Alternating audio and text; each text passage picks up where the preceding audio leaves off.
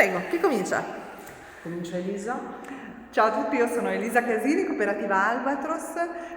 Siamo qui oggi per un evento, l'evento Rainbow Talk, insieme Federica Palma, fondatrice Collettivo Cotangente, e abbiamo deciso di sollevare delle tematiche, diciamo, un po' sensibili al momento riguardo il mondo LGBT, quindi affronteremo varie interviste, ci saranno vari ospiti. E l'idea era un po' quella, iniziale era quella di portare un tema all'interno di un contesto di aggregazione informale, come era il The Mood, quindi andare un po', tra virgolette, a disturbare con un tema.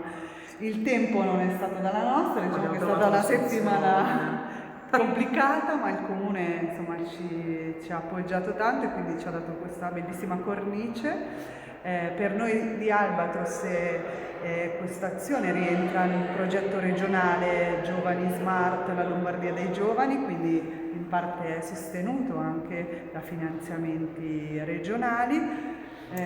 Insieme al collettivo abbiamo trovato un po' questa bella combo, no? Esatto, un po' di artisti che oggi faranno un live painting durante l'evento. Ispirati dal tema. Esatto, ci sarà poi questa asta silenziosa dove chiunque potrà acquistare l'opera e farlo in silenzio mettendo un codice e facendo una proposta che poi a fine serata, se va a buon fine, l'acquista. Acquisterà il tutto che andrà a finanziare ulteriori eventi di questo tipo.